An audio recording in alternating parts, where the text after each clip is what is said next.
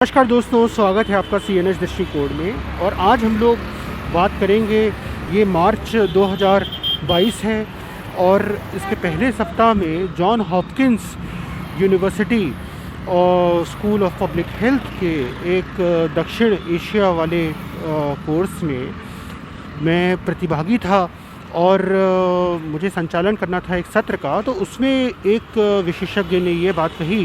कि भारत के प्रधानमंत्री cares fund, PM cares fund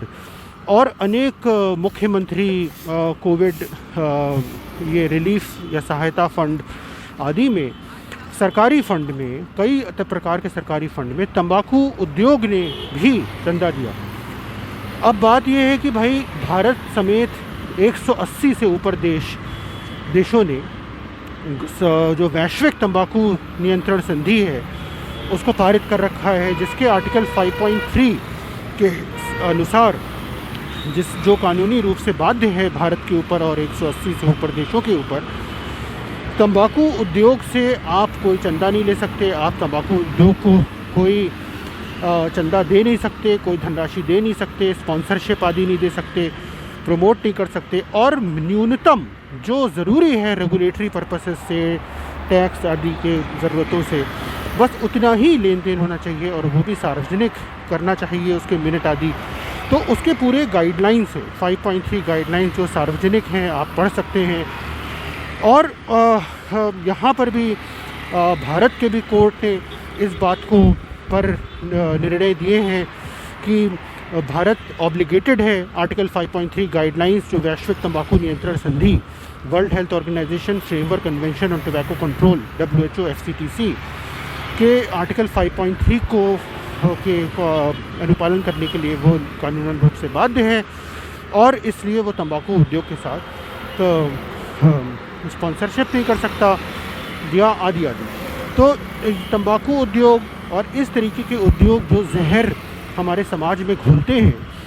और जो बर्बादी करते हैं, जो हमारे पर्यावरण की बर्बादी करते हैं, जैसे कि ऑयल कॉरपोरेशंस,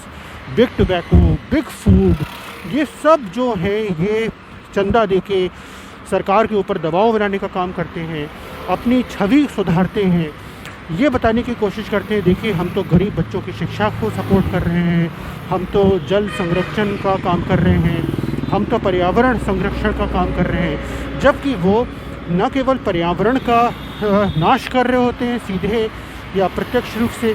और स्वास्थ्य और विकास को तो तार कर ही रहे होते हैं, और सिर्फ उद्योगपति और सरकारों को जो वो पैसा देते हैं इसके अलावा किसी का कोई इसमें लाभ नहीं। तो ये बहुत गंभीर बात है कि तंबाकू उद्योग पर अंकुश लगाने के बजाय कोरोना महामारी में, क्योंकि कोरोना महामारी की जो कोमॉर्बिडिटीज़ हैं, जो और को इन्फेक्शंस हैं, जो सह संक्रमण और सह रोग, जो कोरोना वायरस से संक्रमित होने पर कोविड-19 के गंभीर परिणाम, गंभीर रोग से हमें व्यक्ति को झिला सकते हैं और मृत्यु तक हो सकती है, उसका खतरा बढ़ा देते हैं, वो सह संक्रमण और सह रोग जैसे कि हृदय रोग, कैंसर, डायबिटीज़, ट्यूबरकुलोसिस, तमाम प्रकार के कैंसर बताइए, और श्वास जो दीर्घकालिक श्वास संबंधी रोग हैं आदि। तो HIV भी उनमें है,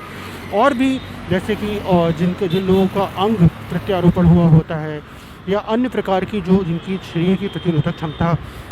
पहले से ही कम होती है किसी कारणवश, तो ऐसी स्थिति में अगर वो कोरोना से संक्रमित होंगे तो उनको कोविड-19 के गंभीर परिणाम होने का खतरा बहुत बढ़ जाता है। इसीलिए ये कहा जाता है कि, और मृत्यु होने का भी खतरा बढ़ जाता है, इसीलिए उन लोगों को प्राथमिकता मिलती है कि वो कोरोना से बचें, कोरोना से संक्रमित ना हो, और यदि हो तो बहुत ध्यान रखें, और उनको टीकाकरण भी उनका पहले हुआ। और सबसे इम्पॉर्टेंट बात क्या है यहाँ पे तंबाकू के परिप्रेक्ष्य में, कि तंबाकू इनका सबसे कॉमन एक चीज़ इसमें सामान्य है कि तंबाकू एक कॉमन रिस्क फैक्टर, ये सारे रोग, सारे सह संक्रमण, सारे सह रोग को का खतरा बढ़ाने के लिए तंबाकू एक कॉमन रिस्क फैक्टर है। तो अगर तंबाकू सेवन ना हुआ होता पिछले दशकों में, अगर तंबाकू नियंत्रण बेहतर हुआ होता पिछले दशकों में, अगर तंबाकू उद्योग के ऊपर अधिक नकेल लगी होती, उसको जवाबदेह ठहराया गया होता सरकारों ने, उसको हमारे बच्चों और युवाओं को ये भटकाने का काम करने से रोका होता जिससे कि वो नशेड़ी ना बने, तो आज हमारे समाज में उन लोगों की तादाद बहुत कम होती जिन लोगों को कोविड की कोमॉर्बिडिटीज़ हैं, कोविड के कोई इन्फेक्शंस हैं, क्योंकि वो टबैको यूज़ ही बहुत कम हुआ होता या बंद हुआ होता।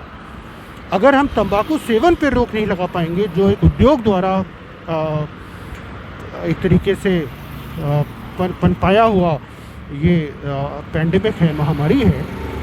तो हम ट्यूबरकुलोसिस को कैसे ख़त्म करेंगे आने वाले 3-3.25 साल में? हम एड्स को कैसे ख़त्म करेंगे आने वाले 8 साल में? हम मलेरिया को कैसे ख़त्म करेंगे 8 साल में? तो क्योंकि ये सब तो जुड़ी हुई चीज़ें हैं। हम डायबिटीज़, कार्डियोवैस्कुलर डिजीज़, कैंसर के 1/3 में गिरावट कैसे लाएंगे उनके दरों में? क्योंकि ये तो तंबाकू से सीधे रूप से जुड़ी हुई चीज़ें हैं। और तंबाकू को अगर रोकना है तो सबसे सर्वप्रथम ज़रूरी बात यह है कि तंबाकू उद्योग पर नकेल लगे, और इसी बात के साथ कि तंबाकू उद्योग पर नकेल लगे, मैं आज का CNS दृष्टिकोण यहीं पे ख़त्म करता हूँ। समय बहुत बीत चुका है, सरकारों ने बहुत विलम्ब किया है, और मुझे उम्मीद है कि सरकारें तंबाकू उद्योग को जवाबदेह ठहराएंगी और उनको कानूनन रूप से जिम्मेदार। इसी बात के साथ आज का CNS दृष्टिकोण यहीं पे समाप्त, और कल शाम 5 बजे हम लोग फिर मिलेंगे किसी और बात के साथ जिसमें हमने सोचने पे विवश किया। Bye bye.